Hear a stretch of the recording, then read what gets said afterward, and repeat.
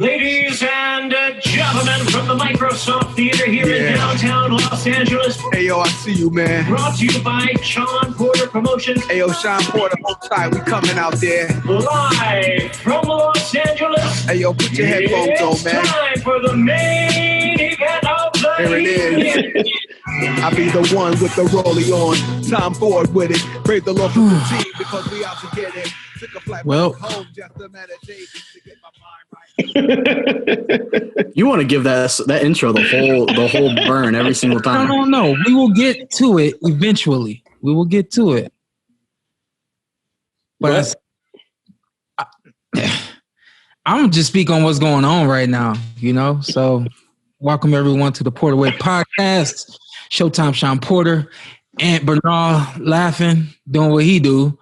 Hey, my name's Aunt. That's Carson. For everybody that always says, Shawn never get his two fat guys credit. Yeah, we do two fat guys. Hey, we ain't going nowhere either. I ain't true, y'all, every time. Hey, I'm just saying what people say. I'm not complaining. Okay? Oh, okay. I'm not complaining. Then why you bring it up? I feel like Shawn has the actual intro. I feel like we need the Fat Boys Are Back as our intro. Yeah. That song jam too. Yeah, I grew up on the Fat Boys. But listen, this is our first remote recording, and hopefully we aren't pressed to do this very often. But because of everything going on with this COVID, it's no secret. I don't know how y'all feel about it, but I'm telling y'all, for me, we practicing right now just in case it goes down and we have to do this. I just figured this was a good opportunity to do this with some people being out of town and also with things kind of increasing from the virus standpoint. And I felt like let's do this and get it out of the way. That way we'll know, you know, we'll get the kinks out in case it's something we have to do in the future. But this is it today, man. So I don't even know where you at. You look like you in the closet. Oh, me? No, Carson. No, I'm not. I'm in the guest room. This is the Cavs room. That's the guest bathroom. No, this is the guest bedroom. Did you say that's the Cavs room? Yeah, we have. So you got money. No, I got no. You got money. First off, I'm not getting up showing everything, but no, I got to choose the paint. Real quick, just give us a quick little. No, there's no chance. But I got to choose the paint in one of the rooms, the guest bedroom. So I chose Cavs colors. So we got the wine and gold on the walls. No, it's fine there. I was surprised. Yeah, you've seen it. Yeah, I was pleasantly surprised the day I stopped over. I think you were asleep, and your wife let me see the room, and I was like, "Oh, this is smooth. It's smooth." He ain't got money, but hey, he doing well with what he got. Yeah, that's it. You just gotta stretch the dollar as much as you can. That's it. What about you? Hey, no, I can't show you this. This ain't mine. This ain't mine. This is my house, but this ain't my room. I'm gonna just tell you that. This ain't mine. Hey man, nah, man. An undisclosed location. All right, I'm gonna say there's 1, 2, 3, 4. There's 4 white women staring at me right now. Hell no. hey, I'm gonna admit, something happened the other day, man. I almost didn't make it to the podcast. So I'm going to work the other day. I'm walking downstairs doing something. All of a sudden, doop, I slipped and fell all the way down the stairs. Bro, scratched the wall and everything. Didn't even stop myself. He was like, no. I thought I was going to die, man. I ended up at the bottom. It felt like 20 minutes of falling. I'm still in pain. Was you home alone? Nah, I get, are you all right? But she didn't know what happened until the next day. She's like, what's scratching on the wall? Why all these scratches on the wall? I said, yeah, I don't know. We had wood steps in my parents' house growing up. So if you fell down those, like you felt that. I want to know the person that can catch themselves when they slip on a step. Because 9 out of 10 people, you slip on the step, it's curtains. There's no stopping that. Hey, Carson, I was like, I got it. I ain't grabbed nothing. I was just going. They said that's like when you slip in the shower and you try to grab the water. Oh. Hey, that's a fear of mine, man. Is a legit fear of mine. Hey, Shawn, that's not my fear. My fear is somebody going to break in my house when I'm in the shower and I'm going to fight them naked with soapy body and soapy balls. I feel like this is a wild trip. This transition perfectly. So you were talking about your fear. So I always sometimes, it's Vegas, it's hot out here. So I'll sleep without a shirt on. And I told Amy before, if I die in my sleep, put a shirt on me because I don't want the paramedics showing up to my husky body just topless. Oh man! So just cover me up, make me decent. Hey, you don't want to have your breast out? No, I don't want to have. I don't have my cheeks out for the paramedics. Oh man! Hey, don't fall down the stairs. That's all I'm gonna say. Yeah. My tailbone's still it's kind of tender. So what's going on? Bro. Yeah, Hey, go man. ahead. Hey, shout out them Browns, huh? Shout out them Browns. Hey. Yo, the weakest 7-3 team I ever seen. Dang, boy. Hey, all you needed was to leave it at the 7-3 team. That's it. Oh no, I'm just saying, y'all. Hey, man, y'all do your thing, man. Y'all do your thing. Best running back duo in the league. Y'all do your thing. What you want? I say y'all doing your thing. Hey. No, it was the weather has been rough in Cleveland the last few home games. Yeah. What, that's built for us. Week? Yeah, it's built for us with the run game. You been in that before, Ant? You been in some sleet, some snow? Yeah, I was, being from Vegas, I didn't know how to play in it. But you talking about playing it or been in it? Both. I mean, kind of. That's basically the same thing. Yeah. Old chick I used to date, whatever. There was no men in the family. I literally had to go dig everybody out. I said, y'all do this every day? I don't know how y'all live in the Midwest that long, man. How'd y'all do it? No, that and shoveling snow is never fun. Yeah. Hey, in the Midwest, you got to do it all. You got summertime, you mowing the lawn.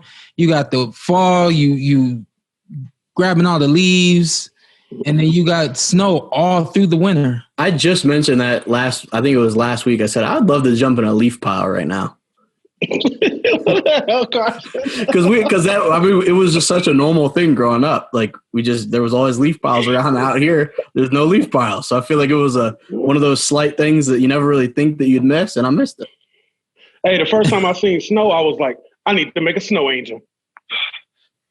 I believe that. Hey, it was up soon as I seen it. Get this fat angel. Hey, was not impressed. With cricket wings. Yeah, whatever, man. The worst part of shoveling snow is when you're shoveling the driveway, and as you're getting towards the end of the driveway, it's continually snowing, and you look back and it's covered everything you've shoveled. It's just like, what am I doing? You have some crazy thoughts at that point. Yeah. Hey, what did y'all do about like snow plows? What they do? They really cover your car like that, or is that like sometimes depends on where you're at? No, that's nonsense. I remember one time I came outside. It was bad snow. I came outside and thinking that I was gonna have to shovel, and the whole driveway was clear. And I ran back in the house. I was hyped, but then I was like what happened? And apparently my uncle came through with his snowplow on his car. Wow. Got us right the night before, and I didn't even know. Yeah, so they come in handy. Okay. I wonder if we'll get. Do you think, based on how crazy 2020 is, we'll get a snow out here this year? Yeah, not this year, but I can see that in 21, like the winter side of 21. We had it. What was it last year? It snowed. I think it was last year. I feel like it's like every year it's just one day for a couple hour. If that, also, 2020 feels like 5 years in itself. So I mean, last year, 3 years ago. Ain't never. Hey, Sean, we were just talking about when we went to Disneyland. I was like, it felt like 5 years ago. Oh, I was tripping. I was like, there's no way we did Disneyland this year, but that happened this year. Yeah. Kobe died this year. That's crazy. Yeah, man. Are we recapping 2020 already? Yeah, man. That's what we'll get there. Do. We're saying that. Yeah, we'll save that. Slowly. Stay tuned for the 2020 recap coming soon. Hey, Sean, somebody wants to know when you gonna fight again. Every time I go to somebody else, I'm like, you just fought like a couple of months ago. Like getting back in the ring.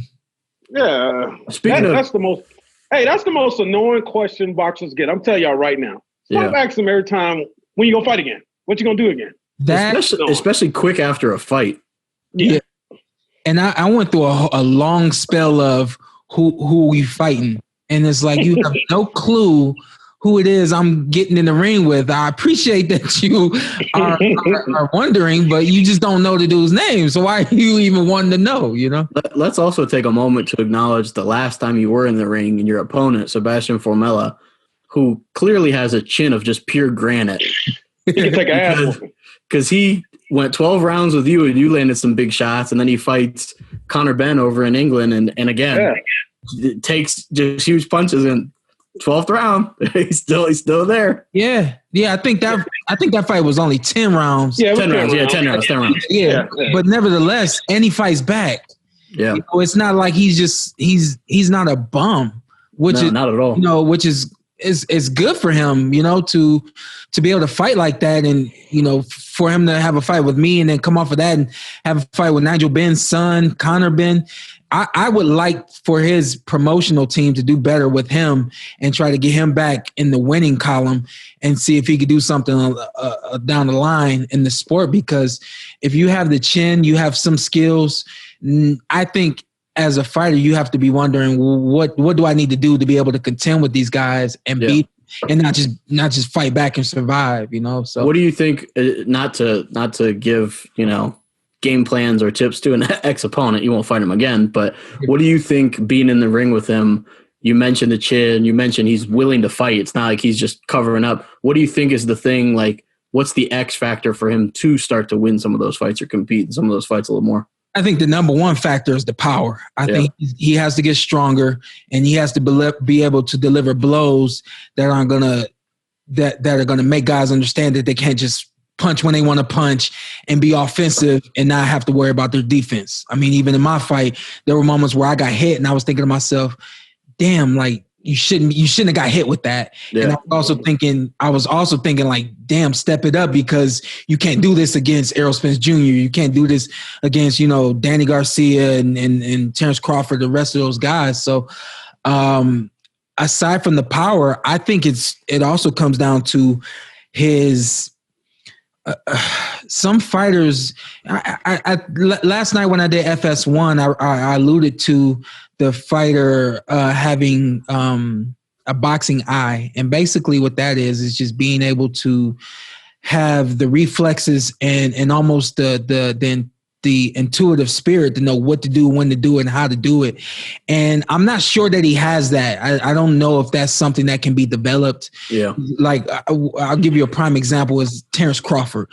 You'll see him losing 2, possibly even 3 rounds against Kell Brook, and then you'll see him come out and he changes southpaw and he just one punch and the fight's over. It's some guys, they just know what to do and how to do it. And I don't know if Sebastian Formella, I don't know if he has that. I think that more than anything is an X factor, especially at the top level, because you talk about guys like myself, Errol Spence Jr., again, Danny Garcia, Terrence Crawford, Keith Thurman.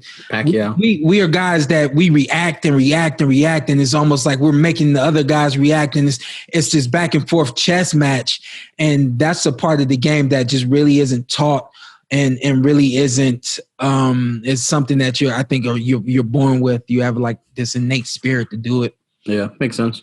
Yeah. I mean, two big fights though for him back to back. Yeah. So hopefully made some good money on those as well. Yeah, so, you know, again, for me being on the side that I'm on and have always wanted to be on and things like that, I have a winner's mentality. So I don't really understand what all entails with his team taking the 2 fights that they've taken. I think with me, maybe more than anything, they saw opportunity to be seen. They saw opportunity to be in the ring with the champion. And of course, the opportunity to make some money, probably more money than he had made in possibly his whole career combined. I don't know. But then you move on and now you're up against Conor Benn, who I don't, at this point, I don't think he is, I don't know what England is looking at him doing, you know, in the future as far as being a champion. But I just think, you know, that you're taking 2 hard fights back to back. So I don't really know what all went into it, but I don't really feel like you have a winner's mentality when you're doing that, you know? And I think testing yourself. Formella, it worked because, I mean, he probably made more money. And I watched his fight. I would have never watched him if he wouldn't have fought you. Yeah, and it's hard for me to really understand. Look at like a moral victory kind of aspect of it. Well, for me, it's the whole thing of the money. Like I can't risk money for my career. I can't risk money for being on TV or anything like that. You know, so I don't want to belittle decision making. For sure. You know, but at the same time, I just like for me, the money is not the number one factor for me in my decision making. And this was a busy work week for you. Speaking of money, absolutely. Hey, my boy on the move. He got a mill for both broadcasts. Hey, easy mill. That would be nice. That would be. I like asking me how much I made or what. No. We We'll bleep it out if you say it. I know. Yeah, we know. Hey, we see that new suit, that $1,000 tie. We see you, baby. Did y'all living, baby? Did y'all like what I had on NBC? I got a little bit. No. Cool. It was cool. The gloves threw me off. I don't know if you were trying to shout to Mike. I don't know what was you doing there. Nah, I was getting my Eddie Murphy on all day and all night. Oh, okay. I was up there with the Raw. Yeah. that suit looked like it was a good breeze away from just all falling apart. Because I kept seeing people on Twitter. I'm scrolling through and they're like, "Man, Shawn Porter got a tight ass suit on, blah blah blah." And so I finally see somebody who posted a picture of it. I was like, "Damn, that's a tight ass suit." Uh-huh. But I didn't hate the colors or anything. I thought it was a little snug. The gloves, like you said, shout out to Eddie, but they were an interesting selection. It's like Carson last week. TV's funny with the patterns and stuff like that. So I was like trying to dumb it down. I'm gonna tell you right now, your suit game gonna give your career a run for his money. Who's gonna be remembered the most, your career or your suits? Because a lot of people, they always text me, "Look at your boy, look at your boy." There's some people like he clean. Some people like, "Look at your boy." And I'm not gonna front, like that kind of got me on a high for a while because when I first started wearing suits and things like that, I mean, nobody else really even does it now. They do it more now than they were when I was first wearing suits a lot at fights and stuff. And I would always see like little comments or people would say, "Yeah, we were looking forward to seeing what you were going to wear." And that kind of like drove me for a minute. I was like, "All right, yeah, we got to come with something hot. We got to come with something hot." It's a little Craig Sager, the late Craig Sager-esque. Craig Sager always had the good questions and the good suits or the interesting suits. Yeah, and I'm trying, like I'm kind of like teetering that line right now where I want to be remembered for something besides just boxing and just being an analyst. And so I kind of feel like my wardrobe is something else that people could talk about. But Sager, nobody can do what Sager did. Nobody ever will. But I think if anything, you know, one thing people talk about are the ties, you know. So and this just is how I tie my tie. I wasn't like, all right, let me do a thick knot because nobody else is doing it. It's just how I tie my ties. And we started. When was the first time you tied your tie like that? I need to know. I've been tying my tie like this since high school. Okay. I've been doing it like this since high school, and then the fabric of the tie. Hey, I've never seen that tutorial on YouTube when you try to figure out how to tie your tie. I feel like Shawn will really make it when there's a random YouTuber that makes a how to tie the Shawn Porter knot. Yeah. But people were very complimentary of your commentary both nights. How do you think it went for you? I thought that NBC went very well. I thought that coming out of the blocks, they put on some great fights. I'm not that familiar with the guys who are doing the fight making or the matchmaking, but I do know that one thing that they're really trying to impress on the fans is that we're putting in two guys that there really is no ace side in this fight. Either guy could win this match. And I felt like on paper, it looked that way. But then the guys that got in the ring and handled the business, they all took care of business. I think the side that would be considered the A side won. And there's no knock at all on the other guys. I thought that everybody came in there ready to fight, and it's just the better guys won the other night. How was that? How obviously with Ring City USA, it's completely different than just calling a normal fight. It's pretty much you're outside. Like, Yeah, we can hear card? cars in the background. So Is it interesting? It was interesting. That part wasn't interesting for me. Okay. So for me, I've done it a little bit with Fox. We do some on camera things and then off camera things. But I haven't had to move around a lot with Fox, which is cool. We got a table, let's do it, boom, and we get to it. And it's been a lot of fun. I did Spike TV a few years ago. I think it was 2013 when I did Spike TV, or 2014. And we had to do a lot of moving, and I had to be ready to kind of not really act, but have these demonstrate something. Yeah, well, more so I have like one-liners and be ready to kind of tell a story, so to speak. And I felt like I had to do that with NBC. This time around, it wasn't as hard as it was for me when I did Spike TV. I think that opportunity with Spike had me ready for this opportunity with NBC. And I also know that they are right now, with that being the first show, they just are kind of holding a lot of things back. They didn't want to give everything to the fans in one show. And I know that moving forward, they're going to try to do some bigger and better things. You got to chat with Freddie a little bit, huh? Yeah, I got to hang with Freddie, man. I like Freddie Roach. I think that he's one of the better guys I've met in boxing. I think that the moments that I have with Freddie, I think that why they're so special to me is because it's not just boxing. And I know most of the other fighters, they just get boxing from him. One of the first conversations we had, he said, "You remind me a lot of myself." And basically what he meant by that was he was also trained by his father and grew up in the sport.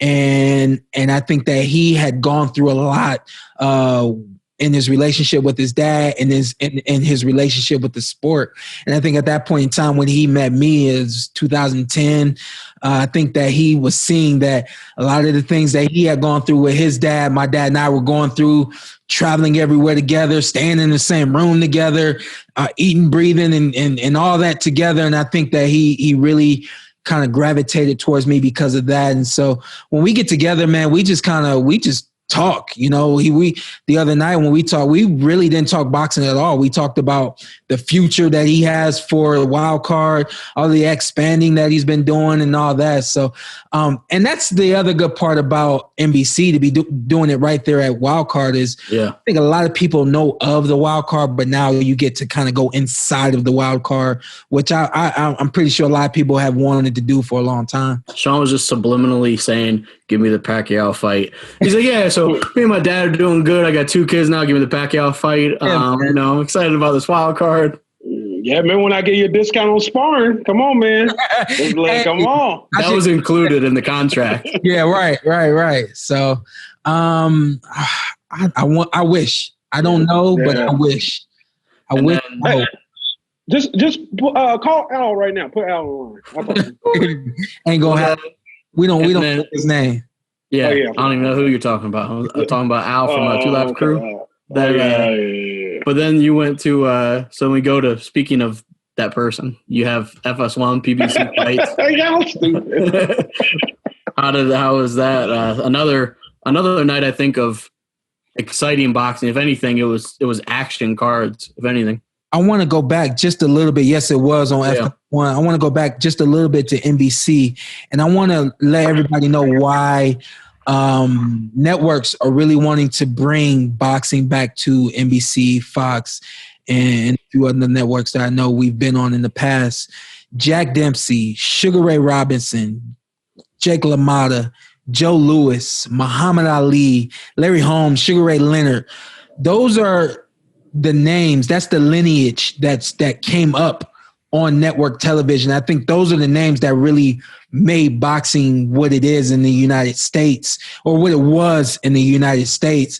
And I think a lot of the networks, even though they have these great programs, basketball, NBA, football, NFL, and they're all wanting to bring boxing back because they know that there was some greatness that lied within that sport, and that sport was carried because of the networks. And so, you know, just saying that to say that I like a lot like this Porterway podcast, I've honed into the responsibility of taking boxing and making it as big as I can make it. I don't know. I'm not going to say boxing is going to come back because of me, but I really want to be a part of it. And I really want to do my job, my part to help the sport get to where I know people who are probably 60, 70, and there's even some 50-year-olds out there that are like, man, boxing used to be the thing we watched. It used to be night and day for us. And I want to get boxing back to that point. I think that there's some athletes out there in boxing that can really bring the sport back. And, just saying that to say I'm doing the best I can. I know that a lot of people enjoy seeing me on TV and they enjoy listening to me. And I'm just trying to do the best I can. I know I always holler at you, Carson. I haven't yet, but you always give me some really good feedback. I don't know if you guys were able to catch it, but when you guys know I'm on TV, man, and for me, it's not just the rating. It's for you guys to let me know what's going on and how I sound and where I can improve and things like that. Oh yeah, we give you real stuff. Well, Carson knows I don't really like to watch myself and listen to myself. He's like, yo, that's the easiest way to learn, but I just hate doing it. So it's easier when y'all give it to me. Some people say we're too mean to you and we're going to ruin your confidence on the podcast. Oh yeah. Hey man, I appreciate you keeping it honest, but you're going to ruin it. You need some confidence. Yeah, I had a heart-to-heart with somebody. Here you go, Fred. I had a heart-to-heart. About us? Yeah. Well, you need some counseling? Y'all be out of line. I got counseled. Y'all be out of line. There, I said it. All right. Hey, my bad. You knew what you signed up for when you put us two together. That's true. But, FS1 was fun last night, too. Yeah, for sure. Javier Fortuna, he says he's the boogeyman at 135. What do y'all think? A lot of people always say they're the boogeyman of a lot of different divisions. I don't know. Yeah. I feel like most times somebody claims to be the boogeyman, they're typically not. I think that's like an unspoken thing. Like other people, it's like when you said you're the most likable guy. Like you're not supposed to say that about yourself. Other people are supposed to say that about you. He said something today too, but yeah. But no, I think Fortuna's good. I think he can compete with those guys at 35, or if anything. Yeah, I think he can compete with those guys at 135. I don't know about being a boogeyman though. He got power, but boogeyman, that's a lot. I think he's calling on being the boogeyman because he feels that guys are turning down fights against him. And, I'm going to piggyback off of what y'all just say. I don't think because guys don't want to fight you, I don't think that really makes you the boogeyman. Yeah. I think if anything, you're avoided and for good reason. And I said this last night. He's a lot like me in the sense that you're not going to have an easy night. It's going to be hard. And even if he's not up on you and being rough, he's going to be everywhere. He's going to use the whole ring. He's going to move. He's going to use all this just really unconventional stuff, and it's going to present problems, and nobody wants those problems. I would like to see him and Rolly at 135. I think that would be an entertaining fight. Yeah, I'll take that. I think that would the be other top guys. Those boys at 135. The top four. Yeah, it's something different. Yeah. So I really don't think he's the boogeyman. However, I thought that last night. I thought he looked good. I did see a little rust in his game where he had his hands down. It's a part of his nature, but I feel like he took some shots clean that he didn't need to take, and I think he did that. I think he took those shots out of fatigue. I don't think he took those shots because it was necessarily what was going on, and he was forced to take those shots. I think he took them because he was fatigued, and it was better than getting his hands up. So he thought. I feel like he throws a lot of power shots. Man, but and dude was there for it all. Yeah, my man. Yeah. Credit to that guy. Boogeyman, you got to be able to. You hitting somebody clean like that. Yeah. Boom, boom, boom, boom. You got to be able to drop them. If you ain't dropping them, I don't think anybody's really afraid of that, Yeah. So. Yeah, and I feel like being avoided, there could be multiple reasons for that. There could literally be, that guy is going to beat the brakes off me. I don't want to fight him. But it also could be, like you said, it's a tough fight. It's a rough fight when you fight him. Or maybe if the draw is not going to be there. This isn't specifically for Fortuna, but for people that always say, like, oh, he's avoided, it could be, yeah, he's avoided because the risk doesn't outweigh the reward. Like there's a lot of factors that could come into play there. Yeah. That's At 147, Ugas, I feel like you guys avoid him. But, that's just what I feel, okay? I feel like he's the most avoided guy. If I feel like you lost to Danny, people would avoid the hell out of you. So at this point, they have to fight you. But if you lose to Danny, you're like in the Ugas area where no one would ever fight you again. That Ugas is a perfect example of that. I think Ugas is underrated in the landscape of welterweights. And like you said, if you're a champion and you're not mandated to fight him, I'm not going to fight him. The money's not really going to be there for an Ugas fight, and you could potentially lose. Like he could beat you on a given day.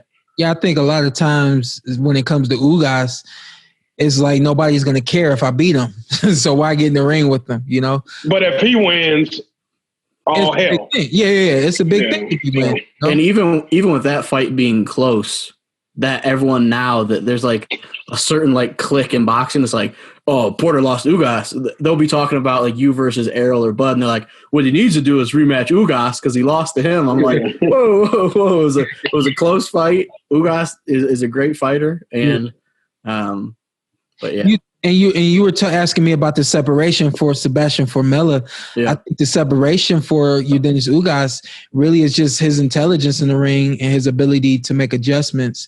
He's kind of he has one style. He likes to be more of a power puncher and use a come forward style. And I feel a lot of body shots. And a lot of body shots. And I feel like if that's not working for him, then he doesn't really have a backup plan.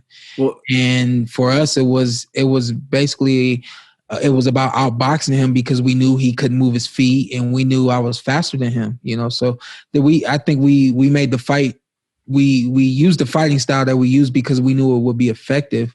Yeah. And the even crazier part to me is that he came forward after feeling like he had gotten robbed and said, hey, he did beat me. I watched the fight back. He did beat me. And then I even heard from someone who's very close to him. They said, yeah, he told me he was confused for about 7 rounds because he thought that you were going to come right at him. And then he didn't know that you were going to move.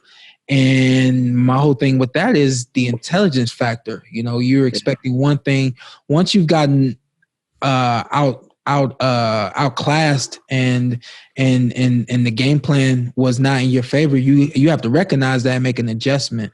And so I think moving forward, that's a big thing for him. If he can make adjustments against guys, he'll beat the bigger names. And I think he could be an instant champion at 140. Yeah, your dad made a good point after the fight. He was saying to somebody else that I was able to hear him. He was saying that Ugas in that fight, it may have looked close, and he's doing a lot of like the come on, he's hitting his gloves together, like. And your dad was like, yeah, that was because when he had to dictate the tempo, he couldn't hit Shawn. Yes. He needed Shawn to press the action and come in for him to try to get counter shots off.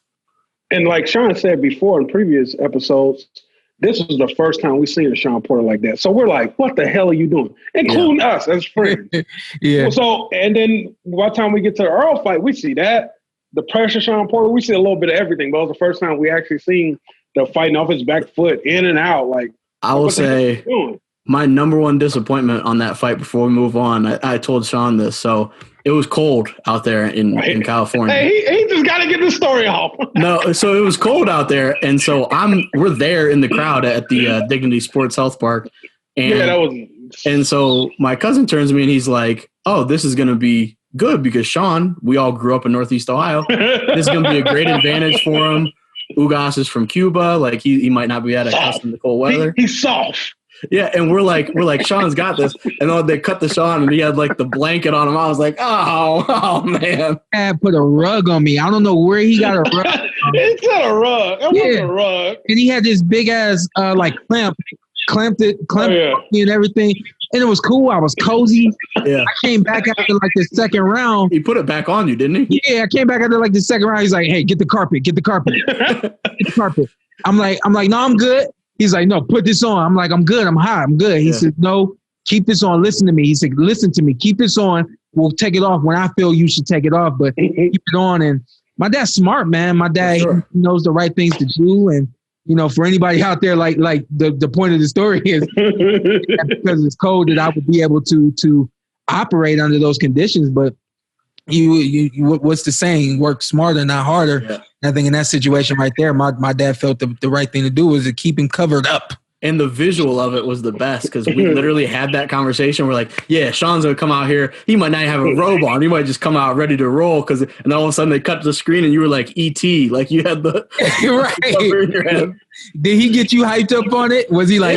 Yeah. And again, because we all grew up in that. So we've played football and basketball in, 20, 30 degrees and it wasn't that cold. And all of a sudden it was like, I was like, oh, man. Yeah. So.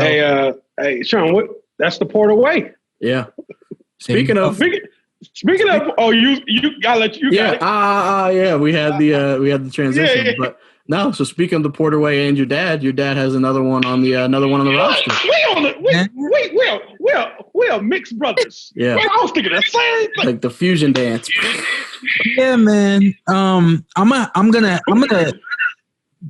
because I didn't do what I wanted to do. Maliek Montgomery just improved to 5-0 last night, second round TKO. I'm not sure who the guy was he fought. Doesn't matter. He's with my dad now. He signed with my dad. He was 4-0, signed with his dad.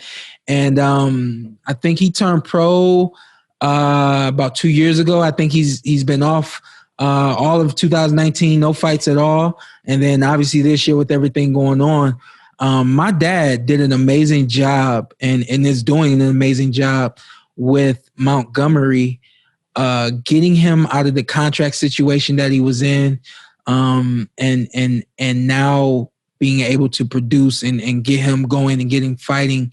The thing a lot of people don't understand about these contracts with fighters is a contract locks you in to 4 years. Some guys have contracts that are 5 years, but there's always these stipulations that will extend your contract. So you'll go from signing a 4 or 5 year contract to now you're slated to be under that same contract for 6 years, 8 years. There is even extension to take you into 10 years. Now, one or two things could happen. You could be in a situation that's perfect, and as those extensions come, you're aware of it. You're like, all right, cool. We're even better. Let's just keep it moving. Yeah.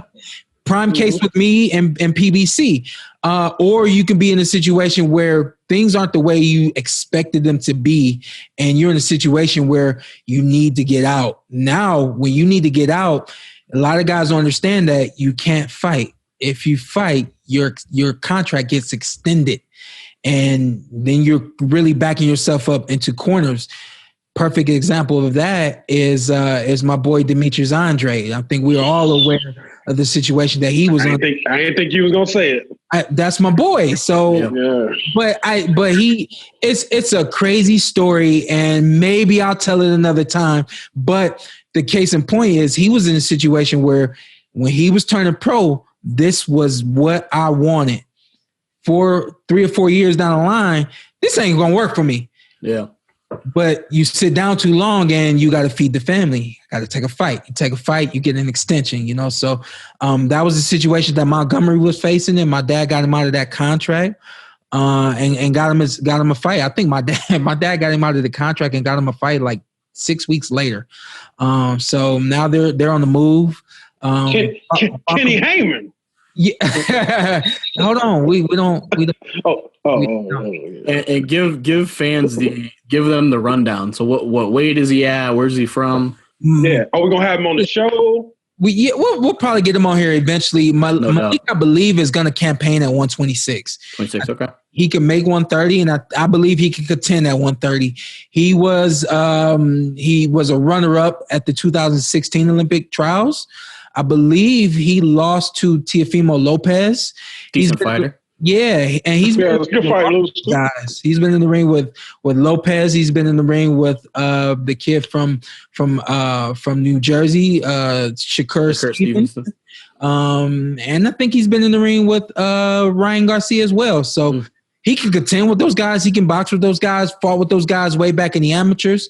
Right now, the thing that I know my dad understands is it's not about keeping up with the Joneses. Yeah. Yes, you're behind, but it doesn't matter. You're on your own path, and we'll map you out a career. We'll get you a map that's going to get you the best production that you can have for your career. We're not going to chase these guys. We're not going to call these guys out and try to get you some relevance because of them or anything like that at all. Yeah. I know my dad's going to do the best thing with him and just get him moving, get him in the ring and get him paid so that he can support his family. Yeah, because then with that, if you're trying to keep up with them and you're trying to go off somebody else's timeline, that's when you're going to burn yourself out. If you try, you take one of these big fights and you get knocked out, then you're knocked down, peg. Yeah. So with that, it's definitely, it sounds like, and obviously I know your dad and I know you early in your career, so I know your dad will be able to take what he's learned with you, take what he's learned from just years around boxing and try to get him steering the right way. It'll be interesting to see for people that have forever clamored for, hey, is Kenny Porter ever going to train another fighter? Is he ever going to sign another fighter other than Shawn? This is the next guy. Yeah, this is the next guy. My dad's also is trying to get some guys over here from the Dominican Republic. So 2 young fighters that were part of the Olympic program as well. You guys know that I fought in the amateur for a long time. So we believe in that Olympic program. We believe that it produces champions. And we believe that a lot of who you are as a professional boxer, it dictates what you've done prior to turning professional. And Shawn, I just advise you, you probably know, have a conversation with these guys, let them know it's going to be tough. Kenny's not easy, but it's going to be worth it. Man, I can't take nothing. I can't take that from you, man. You told me you was going to get me online with somebody and I was supposed to give them a pep talk and you come over here and it's something completely different. I didn't even see the dude. I had to call the dude myself. Like, yo, man, I thought we was going to get on the phone and rap. Not literally rap, I hope. Hey, man, why are you bringing this up on the podcast, man? You wild right now. That's you classic. wild. Boy. I do think, like Ant said, when you all the times that you use the word disclaimer, I think an actual disclaimer would be for you to tell these fighters, hey, it is going to be tough. My dad isn't going to be easy with you. I'm curious to see. I'd like to be around sometime to see how he is adjusting his, not demeanor, but his coaching style to them comparatively to you. Because whether it's going to be similar, it's not. They're not his son. Hey, you know what was interesting? I sparred with Maliek the last week before he left for Florida. His fight was down in Miami. Yeah. And it was just me getting back in the ring myself and my dad needed someone for him to move around with. And the interesting thing was I don't got nothing going on. I'm fresh out of sitting on the couch with my family and everything. We're sparring and he's not working Maliek's corner. He's working my corner. I looked at my dad. I'm like, he the one fighting, right? And then I hear, hey, Maliek, come over here. That's Kenny Porter for you. But the next time we sparred, he had to turn it on. Yeah. And when I saw the next time we sparred, it was like, there was no question of what was going on and what was expected of my dad, even as a coach. But you're right, that is Kenny Porter. And for me, just in this short time, I've seen him work with plenty of guys, and I've seen a big difference now opposed to when my dad's been working with guys since I was a little kid, and to see him now the way he was speaking to Maliek and the way he was coaching Maliek. And even I talked to my dad just today about the small adjustments that he did in the fight. And I was really impressed by my dad. My dad says that, I said, how'd the fight go? He said, we got a good one, man. It was a good fight. Second round knockout. I was like, okay, good. He said, it didn't start out that way. I said, what do you mean? He said, well, the first round actually was really competitive. He said Maliek, because he had been out of the ring and for a long time, he says the bell rung and he came right out at the guy. And he tried to go right at the dude, and the dude was boxing him and outboxing him. He says Maliek won the first round, but there was just this little disconnect. Yeah. I said, okay, so what happened? And I'm listening. I want to hear what you did as a coach. And I don't think my dad really recognized I was asking him. I said, so what happened? He says, well, he comes back to the corner. I said, sit down. He sat down and he said, you good? He said, yeah, I'm good. He says, calm down. He says, I know this, it's been a minute. He said, calm down. He said, you don't have to rush anything. Go back out there this round, use your jab, fill it out, and work from there. He says, calm down. He says, we're good. We won the first round. He said, but everything that you just did, he said, was good. You won the round. He said, but it's not necessary. He said, just go back out there, you use the jab and work from there. And my dad has this way of making 1 minute seem like 30. Seem like 30. I mean, my dad will give you the right information the way that it needs to come off. And he said Maliek went out there in the second round just using his jab. And he said he caught the kid with a really good jab and backed the kid up. And he said, but because that first round, he went right at the dude. He says, I pulled him back. And he said he remained composed and continued to work behind his jab and then broke the dude down really quickly and got him out of there in 2 rounds. Maliek is a workhorse. He can make adjustments and he listens very well. He's very coachable. And I think that's what my dad really likes about Maliek. Anybody out there like, yo, why did Kenny Porter take a chance with the 130 pounder from Georgia? Well, my dad sees that the kid is coachable. My dad sees that the kid works hard. And I think that means a lot more to my dad than somebody who's flashy and slick and can talk a good game and is sellable. I think isn't trying to hear anything. Yeah, I think at the end of the day, my dad knows that he can make this guy a champion opposed to making somebody else a champion who already feels like they are or is already behaving like they are. So, and another team order shout out to happy birthday, Coach Wade. Yeah, man. I just got text from my wife. We're going to take a gift over to him after this. Best strength and conditioning coach in the game. Yeah, repeating it every episode. He is, and it's cool. A lot like me, and that's why we all work so well together. I'm not like, if I said the other day what I've heard people say 100 times. People say that I'm the nicest guy in boxing, and I'm going to tell you guys what I always say. I always say, hey, I'm second to Leo Santa Cruz. That's my company line. I'm second to Leo Santa Cruz. But I don't even know what I was saying. You're second to Leo Santa Cruz. I'm sorry. Yeah. But that's the thing with Wade. A lot like I'm not gonna pat myself on the back. I'm not gonna speak on what I do or anything like that at all.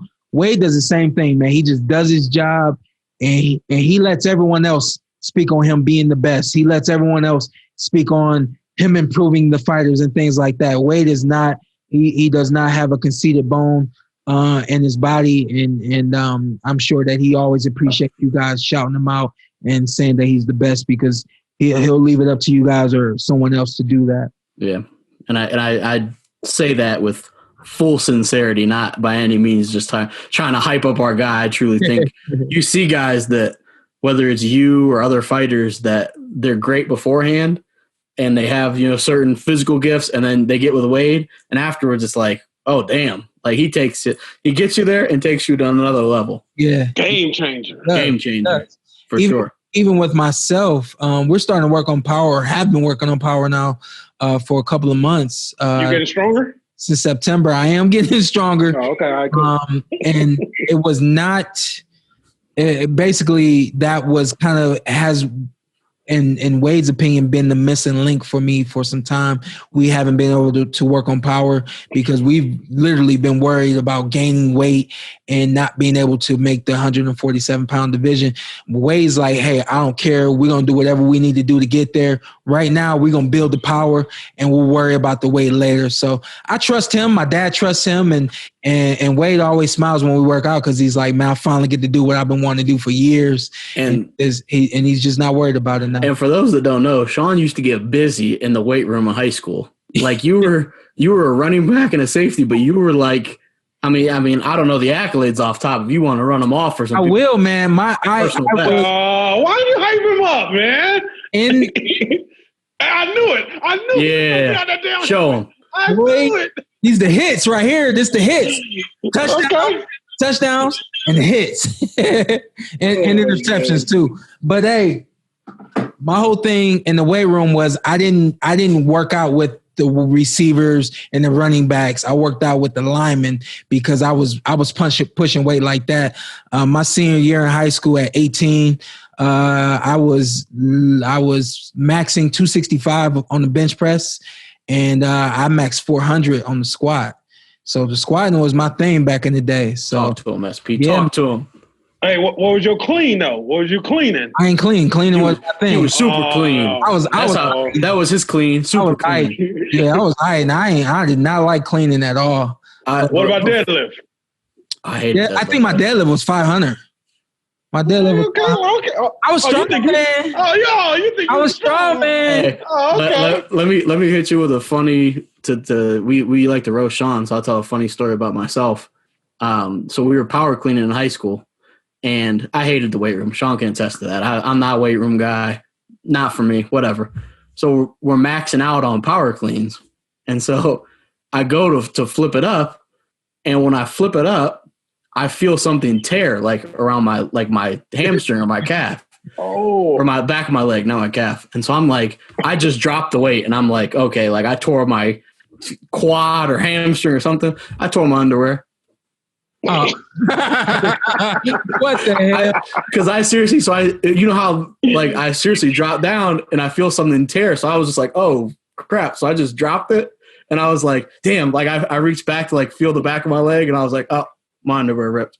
Carson, are you that guy that if you hear some gunshots, you're like, oh, I'm hit. Yeah, you have to. I'd rather be safe than sorry. Hey, Carson, something like that happened to me. Our first day of workouts in football in junior year. Dude, we're running. We're sliding in, and you do sit-ups. Yeah. Dude right next to me, he slides in. We all slide in. They said, "Oh, you broke your leg." I said, "I did." Oh no, it was him. Oh my God! Oh, I heard him say that you broke your leg. I could have sworn I felt pain. Right. I could have sworn my knee. Hey, they were like, I looked over, his leg was destroyed. Immediately. Yeah, man, I thought it was mine. They said you broke your leg. I just knew it was me. Oh, man. I'm telling you, I was so sure I had torn a serious, and I was just like, well, I dropped it. I just dropped the weight and was like, I'm good. It's not worth it. My career is over. I was quick to, I hated the weight room so much. One of my best friends was our quarterback, and he'd be like, we have a lower gym, as Shawn knows, a Stowe. And so they would be like, he'd be like, hey, you want to go play basketball instead of lift? I was like, my man, you got it. So I, used to slide out of there and go shoot some hoops. Fun fact: LeBron broke the rim at our high school in the lower gym. Fun fact for the people. Why didn't you take a charge? I wasn't there. I y'all wasn't in that game? So I'm gonna say this real quick, and then we're gonna move forward. But I transferred to his school, the school that he was at or whatever, and they took me on a tour around the school and everything. School was beautiful. Who do you think you was? I was like, wow, yeah, right, yeah. and we got to the gym room and that's the basketball hoop that LeBron James broke down. I was like, oh, okay, and we just kept it moving. But yeah, man, I got to tour in everything. Yeah.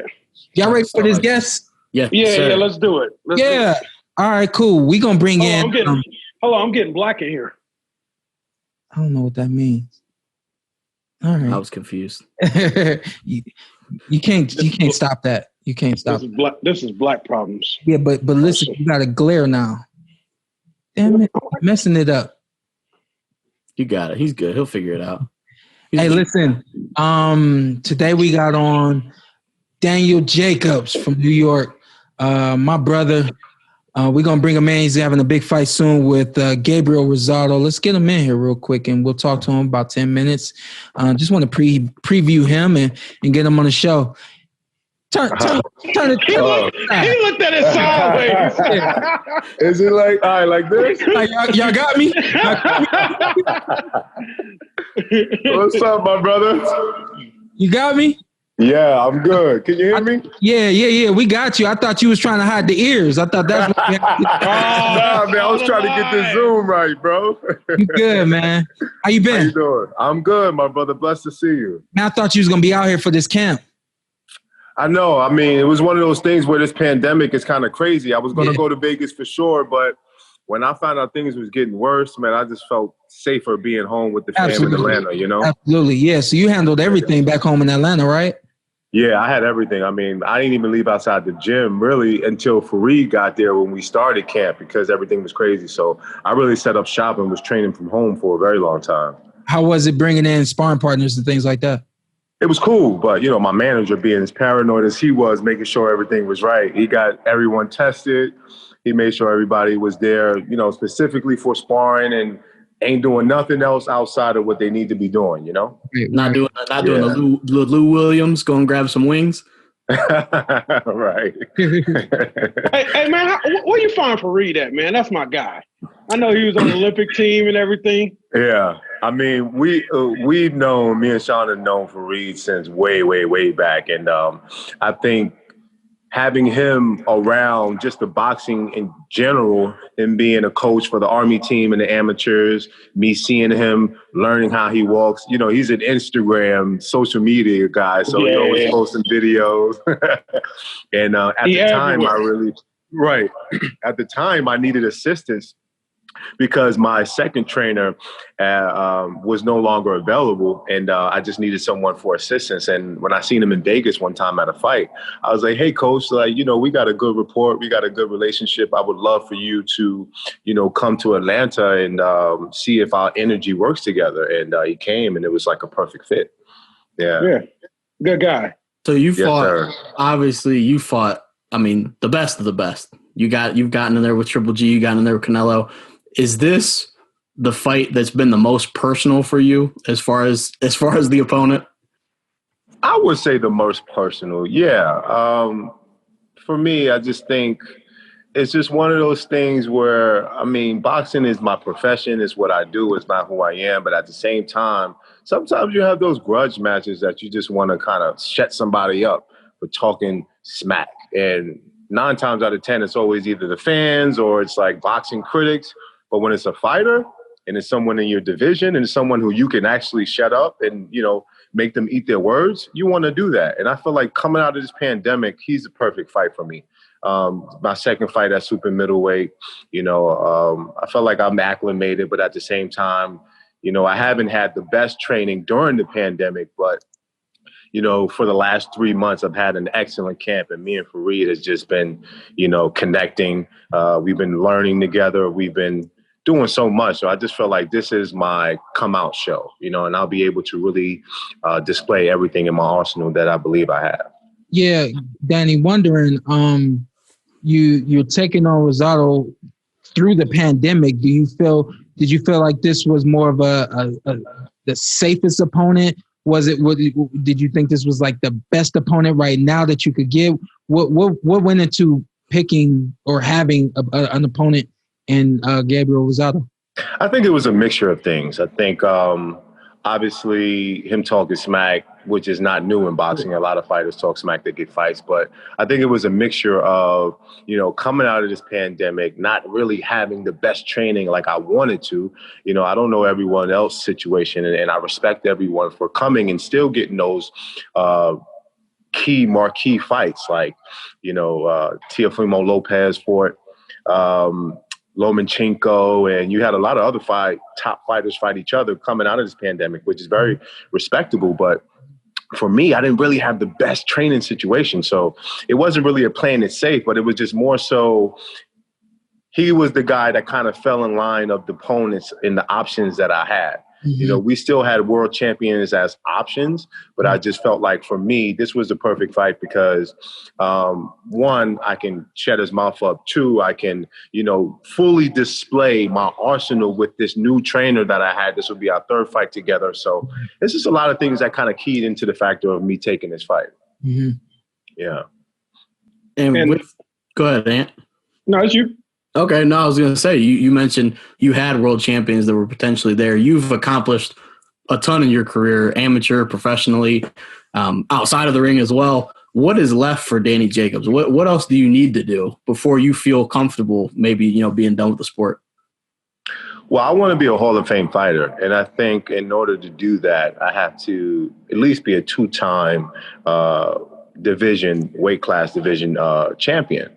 I was a 2-time middleweight champion. Now coming up to super middleweight, I want to be able to be a world champion. And I think me being a world champion at the super middleweight division will, you know, assure or at least do, you know, more of a put me more in a position to be a Hall of Famer. That's my dream. You know, I remember being there for the first time a couple years ago. Shawn Porter was there. A lot of other people was there. And it just drove me, excited me, and wanted me to be the best that I could be inside that ring and to capture the ultimate. A lot of people want finances. A lot of people want clout. A lot of people want to have all the belts. I mean, the belts mean a lot, but the belts to me doesn't mean everything. I think in order for me to be content with the sport, I would have to be a Hall of Famer.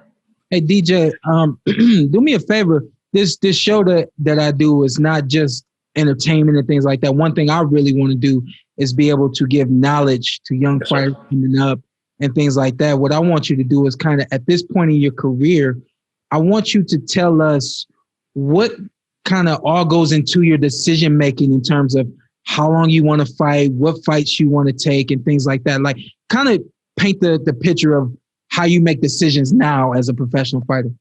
Yeah, well, I feel like now, after having the marquee fights at middleweight division, and I'm 33 now, so obviously we're stepping into that new phase or that last phase of our career where we want to pick the important fights, the fights that are going to take our legacy to the next level. Not so much just fighting just to be fighting. You also take into account that, you know, there's young up and coming guys that have a lot to prove, that, you know, you just want to make sure you have the specific fights that are going to do you well in your career. And I think for me, I don't think Gabriel Rosado is going to do anything. Like I said before, he's one of those stepping stones, but at the same time, it's for me to, you know, get acclimated to the super middleweight division to be able to fight my next fight as a world championship fight.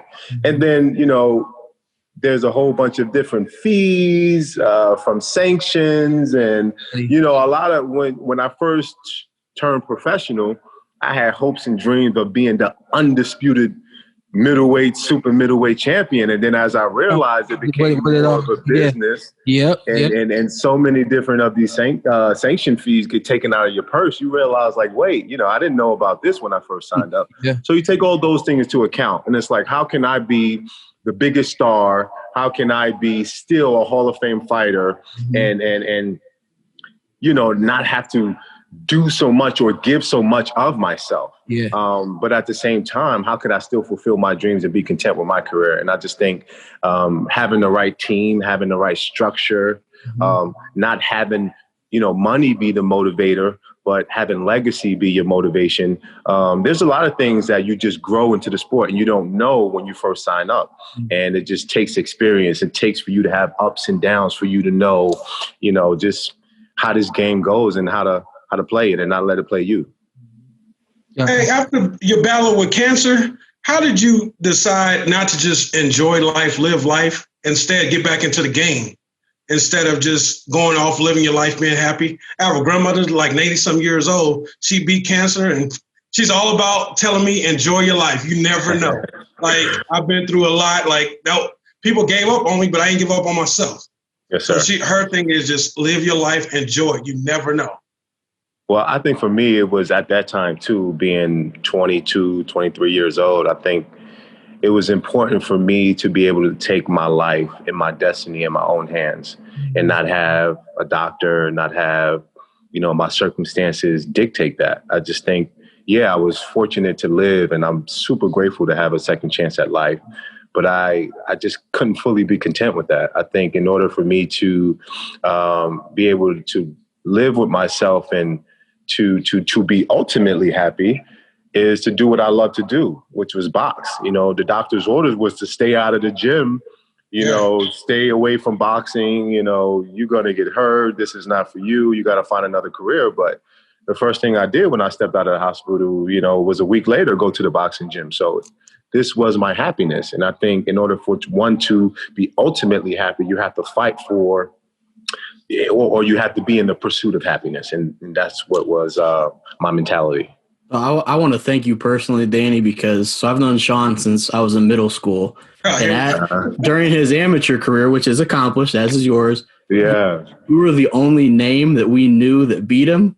So we could always use you as like he'd say something big, don't make us call Danny Jacobs, because you were the only name. What do you remember about those fights with Shawn back in the amateurs? I tell Shawn every time I see him, like the one thing I remember about Shawn was the face that he made. I mean, we fought like 7 times, right? But he always would have this mouthpiece, and he always would go.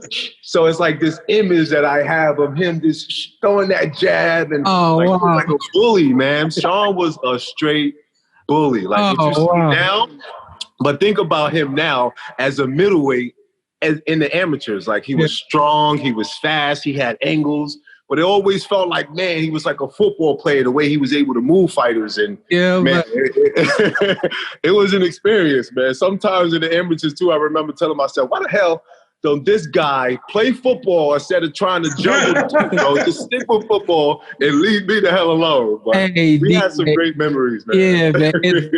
That's so funny, man. Because of you, I hated a whole state for like half my life. I just stopped hating New York. Region 1. I hated Region 1, and it's because of you. So I'll tell a quick story real quick, and then we'll probably let you go in just a second. But I won the National Silver Gloves when I was 14.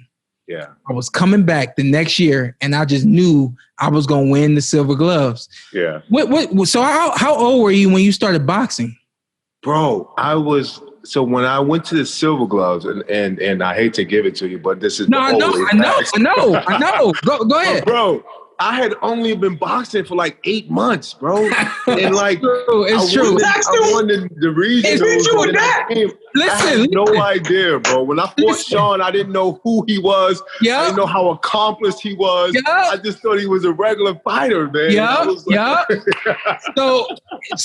But this is why I hate that. This is why I hate New York. So I'm at the championships, and I saw nobody in the division that I knew could beat me. I did not know who you were. And I've been around, so I know everybody. Bro. I knew everybody. Didn't know who you were. Yeah. Underestimated you. Yeah. And that's why I lost. But I was like, this dude ain't gonna be nothing. This dude was fast. He was slick. He had some moves. You was all that, bro. And you were only 14 at the time. And I remember I lost. I ain't get beat up, or I ain't nothing. But I lost. You hurt my pride. Oh man. And so was that one of the times you cried? No. It could be. It could. Oh, good, man. That sounds like a cry. But since that day, I would never forget, man. Kenny Porter stole my shine after that fight, because I remember thinking, like, I'm the man. I won the fight, and I got out the ring, and Kenny was like, man, you barely won that fight, man. I was so bad. Hey, but I vowed, like, at that point, I vowed to never, I hated New York. I never wanted to go to New York. I was always looking for you. Jay-Z was getting no play. I was always looking for you, and here we are now, man. I'm so happy and proud of you, man. And I know likewise. I know it goes the same way, man. And even better that you down there in Atlanta, man, just living your life, man. I'm proud of you.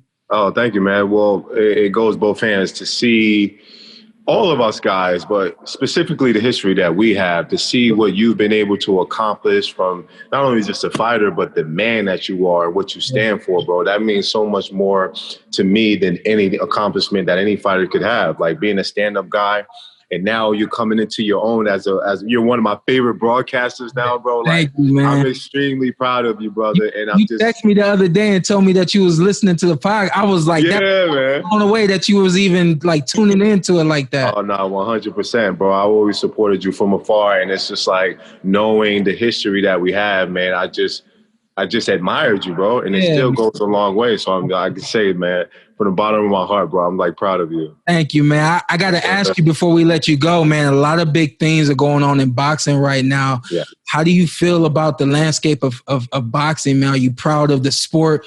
How do you feel about everything? I was just talking to myself the other day about like the landscape of the sport, and I was just like, man, I think once Teofimo beat Lomachenko, and like all these new guys started to emerge out of nowhere, and they did this documentary about the new generation. I was like, shit, I'm getting old, bro. Holy shit. I'm only 33, but I'm just like in this sport. Like, man, this is a young man's sport. So I'm loving it because I'm always going to be a supporter of boxing. Boxing is the best sport in the world to me. So I'm always going to make sure that I support it no matter if I'm in it or not. Like, this is something that I love to do. But I do see longevity from me in the sport. I do see still an amazing for me, like, I still see amazing opportunities that's still to come. Yeah. But as far as, like, you know, the landscape of boxing right now, boxing is still striving. Yeah. You know, they had this whole UFC was taking over boxing for a while, and we was taking the back seat. But boxing will never take the back seat. Boxing is going to always survive because it is the original sport. Yes, for me. Like, I'm in a modern day gladiator, and I'm proud to do that. You know what I'm saying? So it's striving, brother. You know, DJ, do you have a couple young fighters? You mentioned that young generation. Do you have a couple young fighters that you especially like to watch? Well, Teofimo was one of those guys. Gervonta is one of those guys. I mean, I just Devin Haney's one of those guys. So it's just a beautiful thing that all of those guys, Shakur Stevenson, a lot of these different guys, my man Africa Hitchinson, a lot of these guys that I've seen in the amateurs just kind of bubble and flourish. Like, it's just incredible to see what they've come to where they are now. So for me, it's just like, man, it's a beautiful thing because I remember being in those same position and shoes, you know? Yeah. Hey, go ahead, Ant. Go ahead. I was just going to say, let's talk about his upcoming fight. You know what I mean? Gabe is actually one of my, guys I like to watch. Oh, he's like, you don't like the fan favorite. No, man. It's all good. Yeah, you gotta give respect when it comes to him stepping in that ring and giving his all. Like I said, I've always said Gabe may not be the most skillful. He may not be something that you can go and say he's the top this or the top that. But at the end of the day, he always show up. You know, he puts it all on the line. When you see him fight Golovkin, when you see him fight all these other guys, like, he showed heart. And as a fight fan, including myself, this is what I admire about boxing. I admire people who put themselves on the line and put everything that they've worked hard for on the line. So that's all we could admire and respect out of a fighter. And that's another reason why I'm happy I have a fight with a guy like this, because regardless of his skill set, I think whatever goods he has, he's going to display come fight night. So, you know, much respect to him. I know he doesn't have a lot of positive things to say about me, but at the end of the day, as two men, we settle our differences in the ring. But outside the ring, you know, there's nothing but respect. Yeah, you can watch the fight. No, I'll tag that. I'll tag that in. Yeah, he'll go. Danny, you talked him up, but you'll get him out of there. I'm confident in that. I mean, I feel like there's levels in this game, and you know, I've been adamant about my skill set, and I think that there's a margin between us. But at the same time, he calls for a good show. You know, just because Arturo Gatti and Mickey Ward wasn't the most skillful, and that showed when, you know, they fought guys like Mayweather, and when Mickey fought Zab Judah, you've seen the different set, but they still have a fan base, and those are the people and those are the fighters who keep boxing going, because they're not just going to be your world champions. They're going to give you good shows and performances. They're going to be gutsy performances from a fighter like him. And, you know, he may be a gatekeeper or whatever you want to call a guy. He may be all of these things, but one thing he isn't is like a quitter, you know, and you have to respect that. Yep. Hey, DJ, I'm going to ask you this, then we're going to let you go. Give me 3 names that you need on your record before you retire. Golovkin rematch. I know it's everybody wants the Canelo sweepstakes. I definitely, you know, would love to have a rematch with him again at super middleweight where I'm 100%. And I think thirdly would probably be anyone that at the super middleweight division that I'll go in there with that'll give me that world title opportunity. Well, hey, man, I hope it's one of them PBC guys, because we miss you over here, boss. Wait, actually, now that you mentioned that, you may have got me going. So now I'm thinking, for me personally, and I've always been, you know, vocal about it, Charlo is definitely that guy that I've always wanted to fight. Yeah, let's go. Those three fighters for me, I can be content with and right off into the sunset. You might have a fight in between here and there, but at the same time, those 3 guys are the guys that I would love to see myself in there with again. I ain't gonna front, man. I was hoping you was gonna say Jamal Charlo. 100%. Oh, no, he's on the hit list for sure. Yeah. Definitely. I mean, all respects to the guy and what he has accomplished and so on and so forth, but we have unfinished business. And if we can meet at a comfortable weight, super middleweight, or whatever makes sense, I'm down to do it. So Shawn said he still wants to get you in there one time. I let it. I'm staying away from Shawn. Shawn, stay out there. Yep. You stay down there. I stay where I'm at. You stay where you at. How about Right. All right, now, man. God bless you, man. Likewise, my brother. Next week. Much respect. Good luck, Stay DJ. blessed, man. Hey, guys. Appreciate you. All right, well, that was DJ Daniel Jacobs. He'll be on live The Zone next weekend, November 27th. Friday. Do not miss that. It's going to be an action-packed fight. Gabriel Rosado versus Daniel Jacobs. You guys excited for that fight? Yeah, That's this Friday. weekend. Yeah. Yes, sir. This weekend. I go Hey, do some sucks they don't get to have Thanksgiving. Yeah. do some safe online Black Friday shopping, then sit down on The Zone and tune in. Yeah. I think it's going to be a tough fight, but hey, our first remote show. How y'all think this went? It was cool.